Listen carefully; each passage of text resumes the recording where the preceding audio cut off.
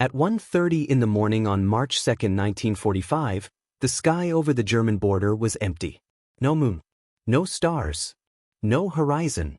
Just a wall of blackness stretching from Belgium into collapsing Nazi territory. Inside that darkness, a twin-engine aircraft cut through the night at nearly 300 miles per hour. Its engines rumbled low and steady, like distant thunder trapped inside steel. In the front cockpit sat First Lieutenant Hermann Ernst, 26 years old. 8 months of night combat. Already a man who should have been dead. Behind him, separated by bulkheads and wiring and radar cables, sat his radar operator, Lieutenant Edward Kopsel, staring into a glowing green scope that painted ghosts in the dark. They were flying a Northrop P-61 Black Widow. And they had named it something that most crews would never dare to write on an airplane. Borrowed time. This is World War II History Hub. And tonight, we are going into the darkness. The mathematics of night fighting in 1944 and 1945 were merciless. During the day, American bombers crossed into Germany in massive formations. B-17 Flying Fortresses and B-24 Liberators filled the sky, protected by long-range P-51 Mustangs and P-47 Thunderbolts. But when the sun disappeared, the rules changed. Darkness belonged to the Luftwaffe. German night bombers and intruders slipped across front lines. They attacked fuel dumps, strafed supply columns, bombed rear airfields, dropped flares over Allied troop concentrations, struck and vanished before conventional fighters could even scramble. The U.S. Army Air Forces needed an answer. Not a modified day fighter. Not a desperate improvisation. A machine built from the beginning for one purpose: to hunt in total darkness. The answer was the Northrop P-61 Black Widow, America's first purpose-built night fighter. It was enormous for a fighter. 49 feet long. 66-foot wingspan. Twin Pratt & Whitney are 2,800 engines delivering over 4,000 combined horsepower. More than 13 tons fully loaded. And inside its nose sat the most important weapon of all. The SE-720 airborne radar system. Radar changed everything. It meant you did not need to see your enemy. You only needed to find his echo. Kopsel's world existed inside a circular green screen. Each sweep of the radar arm painted blips, bright returns that represented objects in the sky. Some were weather. Some were ground clutter. Some were friendly aircraft. And sometimes one of them was German. Ernst could see nothing. He flew blind. Every turn. Every climb. Every dive. He trusted numbers. 2 miles.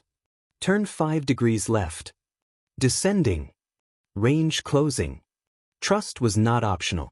It was survival. Most fighter pilots trained for dogfights. They relied on instinct, sight, angles, sunlight reflecting off wings. Night fighting stripped that away. It demanded discipline over instinct. It demanded calm inside total sensory deprivation. It demanded absolute trust between two men sealed inside a metal machine over enemy territory. And both Ernst and Kopsel carried something else into that cockpit. Survivor's memory. Before joining the 422nd Night Fighter Squadron, Ernst had already walked away from a crash that killed the rest of his crew. Metal tearing. Fire. But he survived. They did not. Kopsel had his own ghost story.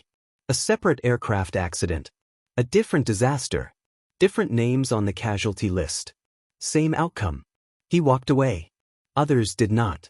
In a war filled with superstition, crews painted lucky symbols on their aircraft. Pin-up girls. Mascots. Nicknames promising victory.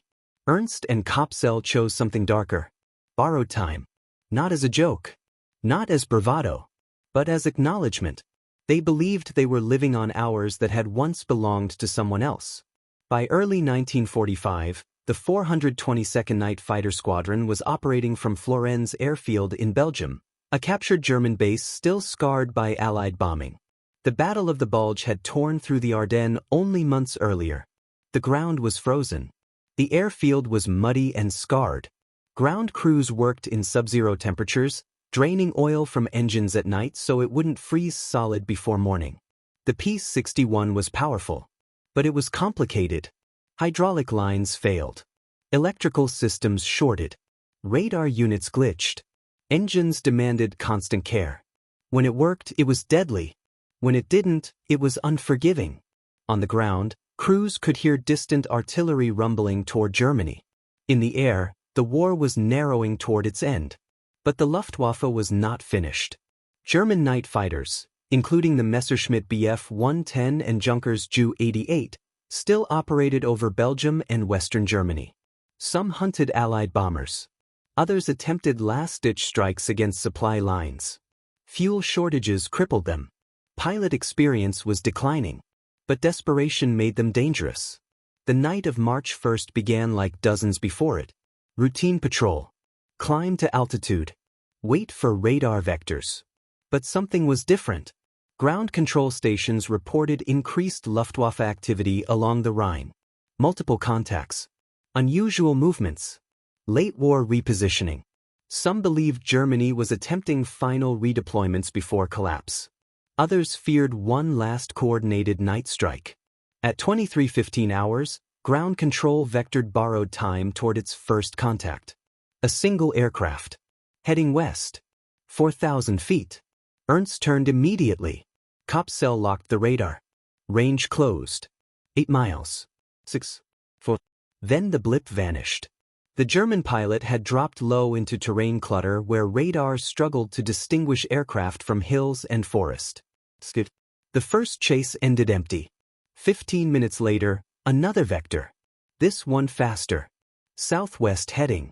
Ernst pushed throttle forward. The P-61 accelerated. But the contact gradually pulled away, crossing into another sector. Handed off to another unit. Another ghost. Then came the flak. Friendly anti-aircraft fire rose in orange arcs from below. Allied gunners were jumpy. German night intruders had attacked rear areas throughout the winter. Any silhouette in darkness was suspect. Ernst rolled hard. Shrapnel rattled against the fuselage. Kopsel's voice stayed calm. Minor hits. No critical damage. They moved east, deeper toward the German border, beyond Allied flak range. That decision would change everything. At 1:10 on March 2nd, ground control called again. Multiple contacts near the border. Heavy activity. The radar screen lit with returns. This time, the target held steady. 6,000 feet. Heading west. Ernst turned to intercept. Range closed. 2 miles. 1 mile. 800 yards. Ernst strained to see. At 500 yards, exhaust flames flickered ahead. Twin engines. Long fuselage. Distinct silhouette. Kopsel recognized it first. Likely Bf 110. A German night fighter. Hunter meeting hunter. Ernst aligned his gun sight. 4 20mm cannons waited in the belly of the Black Widow. He fired. The burst was devastating. Shells tore into the left engine. Flames erupted. The Bf 110 rolled sharply and dove toward cloud cover. Ernst followed. 3,000 feet. 2,000. Clouds swallowed both aircraft. Then nothing. The radar lost contact. No explosion seen. No confirmed destruction. Probable. In night combat, probables were common.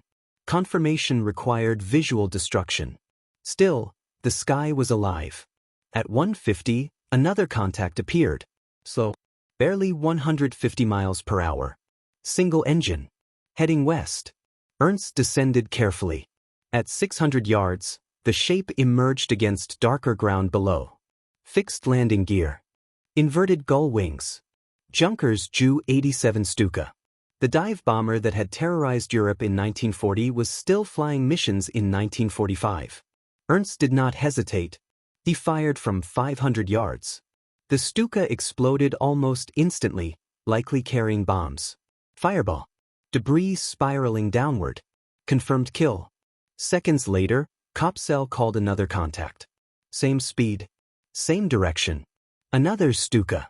The German pilot must have seen his wingman explode. He dove toward terrain. Ernst followed. Altitude unwinding fast. 2,000 feet. 1,000. Kopsel's voice steady in the headset. Range 400. The Stuka filled the windscreen. Ernst fired again. The burst ripped through the engine. The aircraft flipped and drove straight into the ground. Explosion. 2 confirmed kills in minutes. In 1 hour, borrowed time had turned darkness into advantage. Ernst climbed back to patrol altitude. Breathing heavy, hands aching from gripping the controls. He and Kopsel had just achieved something rare. American Night Fighter Ace status, 5 confirmed victories including earlier kills. Highest scoring U.S. night fighter crew in the European theater. And the war was weeks from ending. Dawn broke over Belgium as borrowed time returned to Florennes. Ground crew counted flak holes in the fuselage. Debrief lasted 3 hours. Intelligence logged every vector. Every burst fired. Every explosion observed. Statistics would later confirm what that night meant. But numbers cannot explain what truly happened. 2 men who should have died in earlier crashes.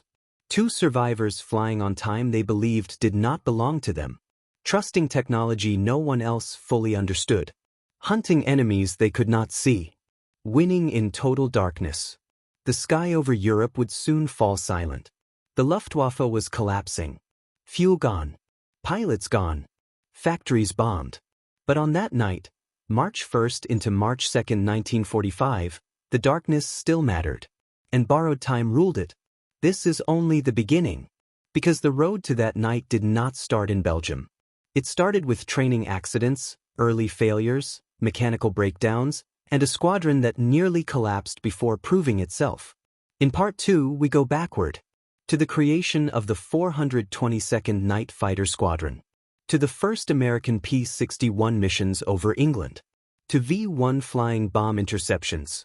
To the brutal learning curve that nearly killed more Americans than Germans did. The victory over Belgium's dark sky did not begin in Belgium. It began with failure. Before borrowed time ever touched European airspace, before Florennes, before the Ardennes, before March 1945, there was uncertainty. In 1942, the United States Army Air Forces faced a problem no one had properly solved. The British had learned it the hard way during the Blitz. The Germans had refined it over London. Darkness changes war. When the sun disappears, visibility collapses. Formation flying becomes hazardous. Navigation becomes guesswork. Interception becomes nearly impossible. Day fighters were useless without sight. And early in the war, America did not yet have true radar-equipped interceptors capable of independent night hunting. The Japanese had struck Pearl Harbor at dawn. The Germans bombed London at night. Both lessons were clear. The sky could not belong to the enemy after sunset. So the U.S. Army Air Forces issued a radical requirement: build a fighter designed from the ground up to hunt in total darkness. Not modified. Not improvised. Purpose-built. Northrop answered. The result would be the aircraft Ernst and Kopsel would later fly, the P-61 Black Widow. But in 1943, it was still an experimental machine. It was enormous compared to single-engine fighters. Twin booms. A central nacelle.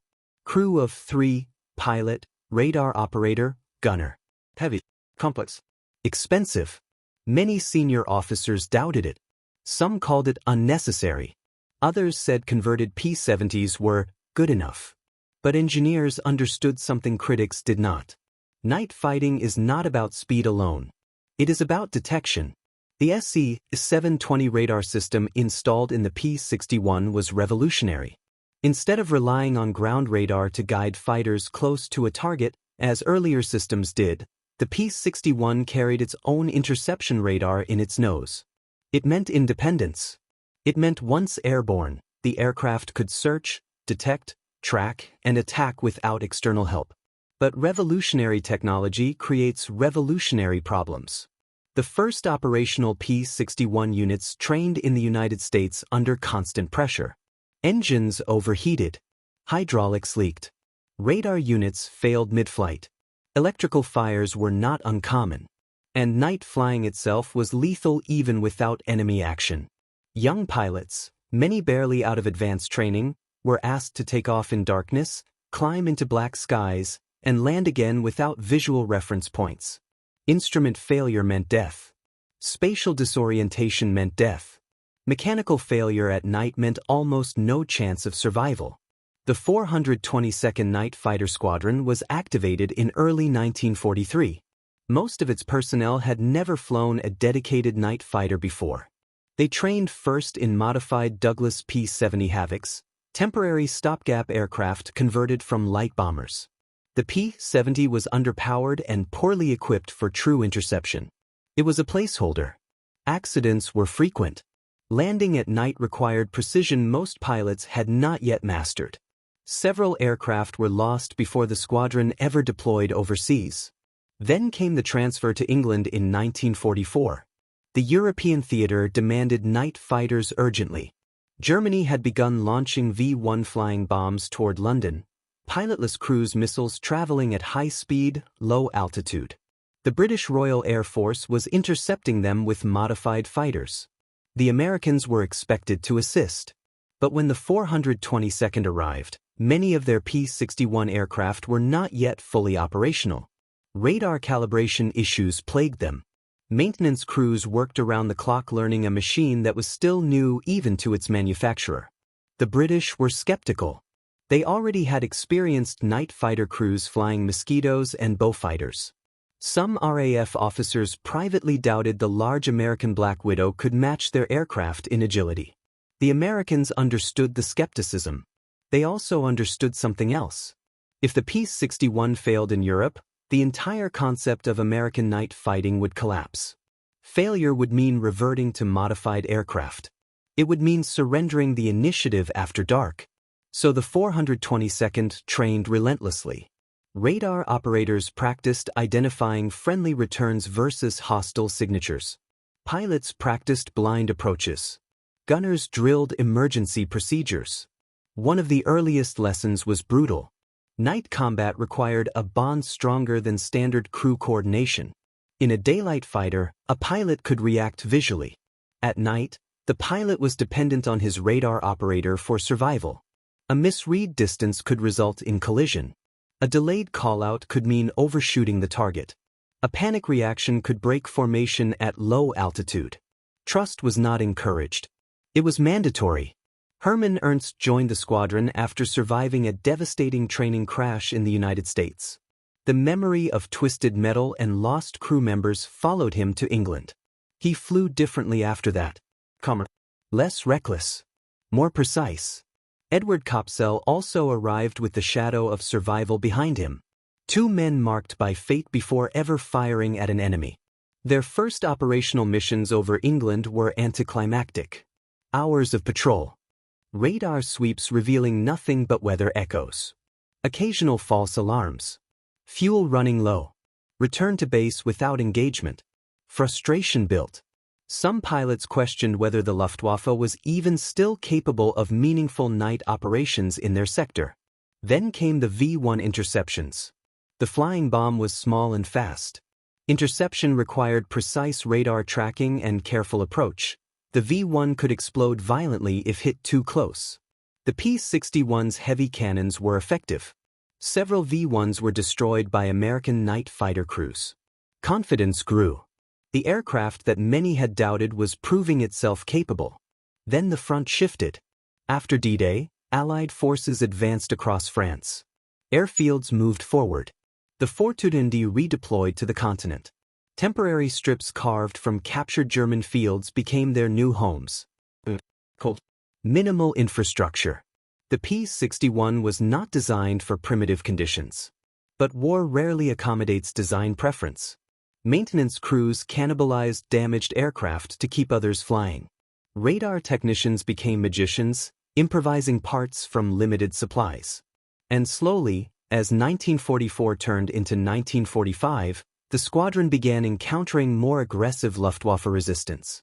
German night fighters operated over Belgium and Western Germany, attempting to disrupt Allied logistics Durchlangs. Some missions resulted in no contact. Others ended in violent seconds of cannon fire. Several American crews were lost. Not all to enemy fire. Some disappeared into cloud and never returned. Night flying over Europe meant navigating rivers, forests, and mountain ridges invisible until too late. Each loss reinforced discipline. Ernst and Kopsel flew steadily, building experience. Their communication became efficient, almost minimal. Left 2 degrees. Contact steady. Range decreasing. No wasted words. Emotion was reserved for after landing. By February 1945, Germany's air power was collapsing, but it was not yet gone. Desperation produced unpredictability. Experienced Luftwaffe veterans still flew missions when fuel was available. Young replacements with minimal training were thrown into combat. Some fled at first radar warning. Others fought aggressively. The Ardennes campaign, the Battle of the Bulge, had strained Allied air operations. Weather grounded many-day missions. Night fighters filled gaps when conditions allowed. This was when Ernst and Kopsel's reputation began solidifying. They were not flashy. They were consistent. Missions completed. Aircraft returned intact. Contacts pursued methodically. Victories confirmed when possible. By late February, they had accumulated several confirmed kills. Their aircraft bore subtle marks of combat: patched holes, replaced panels, reinforced sections. Borrowed time was no longer just a name. It was an identity. Ground crews respected it. Other pilots noticed its growing score. And then came March 1st into March 2nd, 1945, the night detailed in Part 1. But that night only makes sense when understood as the product of everything before it. Without the training accidents in the United States. Without the mechanical failures in England. Without the V-1 interceptions. Without the months of cold, silent patrols over Belgium. There would have been no calm precision when the Bf-110 appeared. No steady dive after the first Stuka. No ace status achieved in minutes. Success in night combat was not luck. It was accumulation. Experience layered over trauma. Discipline layered over fear. Trust layered over memory. And still, even after that extraordinary night, the war was not finished. Germany was collapsing. But collapse can be violent. In the final weeks before V-Day, Luftwaffe remnants attempted scattered operations over the Rhine. Fuel shortages limited them. But any aircraft airborne at night was dangerous. Ernst and Kopsel would continue flying patrols until the final days of the European war. Each takeoff still carried the same risk. Mechanical failure did not care that Germany was losing. Flak did not weaken out of sympathy. Darkness remained absolute. In Part 3, we move into those final missions. The psychological weight of flying when victory was already certain. The quiet tension before V-Day. The moment when the sky over Europe finally fell silent. And what happened when men who had lived on borrowed time were suddenly told they had a future again. By March 1945, everyone in Europe knew the war was ending. They just did not know how violently it would end. Germany was collapsing from every direction. The Soviet army was driving from the east. American, British, and Canadian forces were pressing from the west. The Rhine River, once imagined by Nazi leadership as an eternal defensive barrier, was being crossed. But collapse is not surrender. And until surrender is signed, aircraft still take off. At Florennes Airfield in Belgium, the ground had begun to soften as winter retreated. Snow melted into mud. Engines roared over steel planking laid across scarred earth. Supply trucks moved constantly. Ammunition crates were stacked in open revetments. Borrowed time sat near the edge of the strip, its black paint dull beneath overcast skies. The name on its fuselage no longer felt ironic. It felt prophetic. Ernst and Kopsel were no longer inexperienced airmen proving themselves. They were veterans. And veterans carry something that rookies do not. Memory. The squadron roster had changed since England. Some names were missing. Some bunks were permanently empty. A few aircraft never returned from patrols over the Ardennes or the Rhine. No ceremony marked most losses. Just a missing call sign. A search that found nothing. A quiet update on the operations board. The final phase of the European air war was different from earlier years. In 1940 and 1941, the Luftwaffe had dominated Europe. In 1943, it still contested American daylight bombing fiercely. Now, in 1945, German air power was fractured. Fuel was scarce. Replacement pilots were poorly trained. Factories had been shattered by bombing campaigns. But danger does not disappear just because strength declines. Desperation makes enemies unpredictable. German night fighters still operated in scattered pockets, especially along the western border and the Rhine Valley. Some units attempted to protect retreating ground forces. Others flew reconnaissance or intruder missions against Allied airfields. American night fighters had a new task in these final weeks: control the darkness completely. The strategy was simple: deny the Luftwaffe even symbolic presence in the sky. If German aircraft could not operate at night, they could not disrupt logistics. They could not harass troop concentrations. They could not delay the inevitable. Night fighters became instruments of psychological dominance as much as tactical necessity. Ernst understood this shift. Early in the war, every engagement had felt urgent, survival balanced against uncertainty. Now, victory was almost mathematically certain. But mathematics does not protect you from flak. It does not prevent engine failure. It does not slow a cannon shell. On March 15, 1945, Borrowed Time launched on a patrol near the Rhine crossing points. Allied forces were preparing to push deeper into western Germany. Engineers were constructing bridges. Supply columns stretched for miles. German aircraft attempting to strike those crossings would have had strategic value. The night was cloudy, with intermittent breaks. Kopsel monitored the SCR-720 radar carefully. Ground control reported scattered contacts, but nothing coordinated. Hours passed without engagement. Then, near 2 o'clock, a single contact appeared at medium altitude heading north. Ernst adjusted course. Range closed slowly. At 3 miles, the radar return sharpened. Likely twin engine. Speed moderate. The silhouette emerged briefly between clouds, possibly a Junkers Ju-88. The German aircraft seemed unaware of pursuit. Ernst approached from below and behind, the safest night attack profile. At 500 yards, he fired a controlled burst. The tracers arced forward and disappeared into the enemy fuselage. The flash. Then flame from the starboard engine. The Ju-88 rolled, trailing smoke, and vanished into cloud. They did not see it crash. No explosion observed. Another probable. In daylight combat, witnesses could confirm destruction. At night, certainty was rare. Back at Florennes, intelligence logged the engagement cautiously. By this stage of the war, many German aircraft were fleeing rather than fighting. The psychological tide had shifted. But for Ernst and Kopsel, the emotional landscape was more complicated. When survival feels uncertain, adrenaline sharpens focus. When survival becomes likely, something else creeps in. Reflection. For months, they had lived inside narrow margins. Takeoff. Intercept. And repeat. Now conversations in the ready room began including the word after. After Germany. After deployment. After flying. What does a man do when he has trained himself to operate in darkness and then the darkness ends? Kopsel once admitted quietly to another radar operator that he trusted the green radar screen more than daylight streets. In the dark, rules were clear. Distance.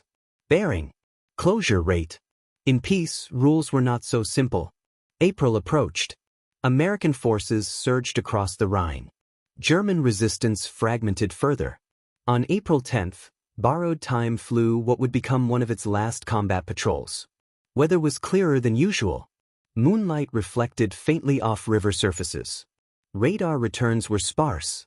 The Luftwaffe was nearly gone. Near the border, ground control reported a fleeting contact at low altitude. Ernst descended cautiously. Below 1,000 feet at night, terrain becomes lethal. Kopsel tracked the blip carefully. Range 1 mile. The contact moved erratically. Possibly a light aircraft. Possibly ground interference. At half a mile, Ernst caught sight of a small silhouette crossing beneath them. Single engine. Low speed. Perhaps a Fieseler Storch or liaison aircraft attempting evacuation. Ernst held fire. The aircraft disappeared into forest cover. Not every contact demanded destruction. The war was closing in on its final act. And then, on April 16th, the order came down. Reduced patrol frequency. German night operations had virtually ceased. Fuel shortages and advancing ground forces had grounded most remaining aircraft. The sky that had once been a contested battlefield was becoming empty. V-Day, May 8, 1945, would officially mark the end of war in Europe. But for night fighter crews, the silence began earlier. One evening in late April, Ernst and Kopsel sat in their aircraft during engine warm-up and realized something unfamiliar. There were no new vectors. No urgent transmissions. Just static. The operations officer eventually canceled the patrol. They shut down engines. The propellers slowed to a stop. The silence felt heavier than combat. Borrowed time had survived. So had its crew. Statistically improbable. Emotionally complicated. Across Europe, cities lay in ruins. Millions were displaced. The Luftwaffe, once the terror of European skies, was effectively destroyed. And the American night fighters who had once scrambled desperately were now unneeded. Ernst later reflected that the most disorienting moment of his service was not his first kill. It was the first night he slept without expecting to be awakened for patrol. Kopsel experienced something similar. The absence of radar glow. The absence of headset chatter. The absence of flak bursts in the distance. War creates routine. Even danger becomes routine. Remove it suddenly, and the mind struggles to adjust. Borrowed time was eventually prepared for transfer and storage. Aircraft that had been state-of-the-art only months earlier were already becoming obsolete as jet technology emerged. The P-61 Black Widow had performed its role precisely when needed. It had proven that American night fighters could dominate darkness. But history moves quickly. Many P-61s were scrapped after the war. Few survived into peacetime service. Ernst and Kopsel returned home not as celebrities, but as quiet professionals. Their achievements were significant within military records. Highest-scoring American night fighter crew in the European theater. Multiple confirmed victories. Dozens of successful patrols. But night combat rarely produced dramatic gun camera footage or daylight headlines. Their war existed largely unseen. And perhaps that was fitting. They had lived in darkness. They had hunted in darkness. They had survived in darkness. In Part 4 we will move beyond combat. What happened after the war? How did men who believed they were living on borrowed time rebuild normal lives? What became of the 422nd Night Fighter Squadron?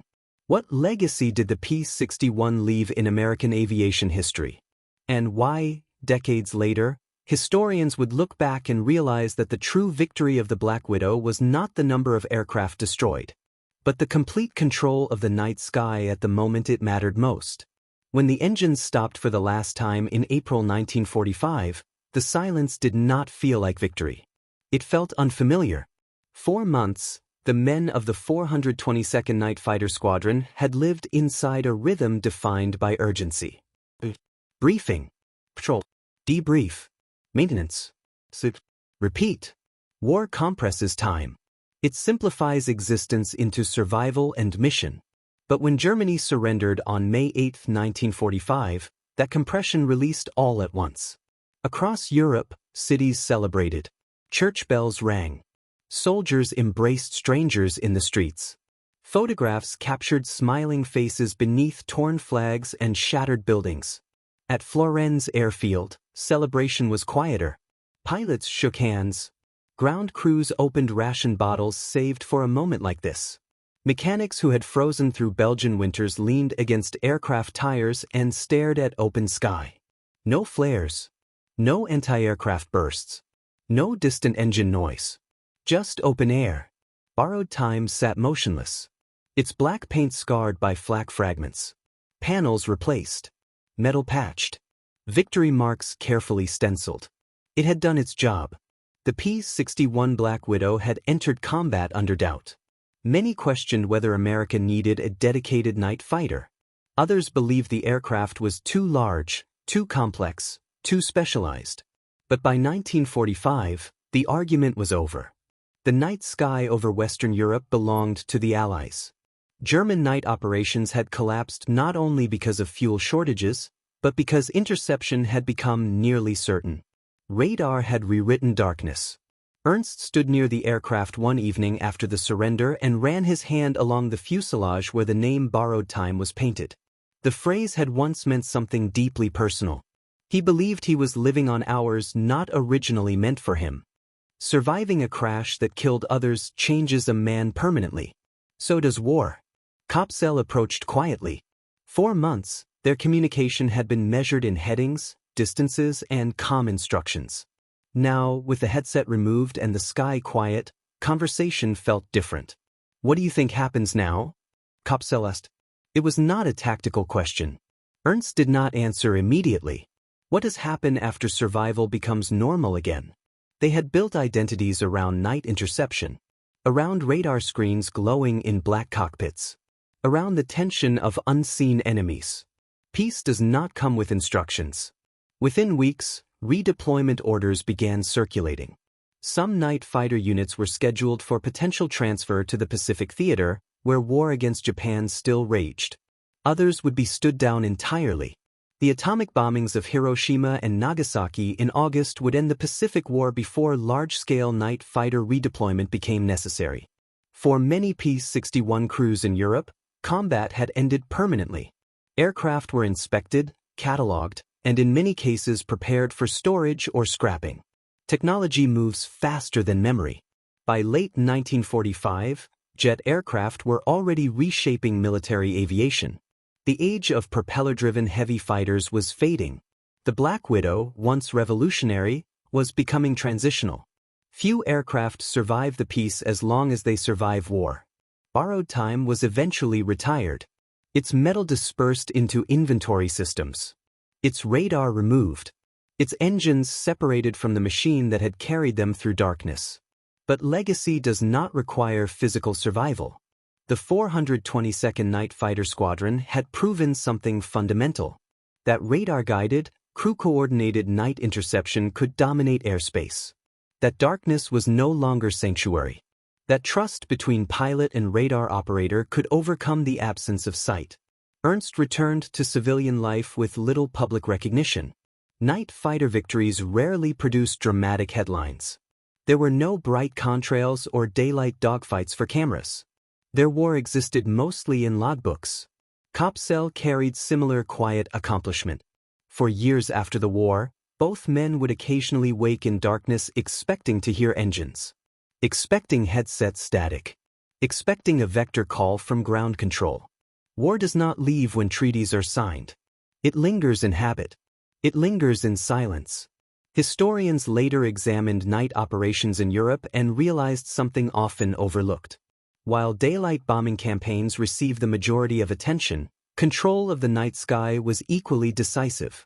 Logistics moved more safely. Airfields operated more securely. Bridges remained intact longer. Because night fighters patrolled without headlines. The Black Widow never became as famous as the P-51 Mustang.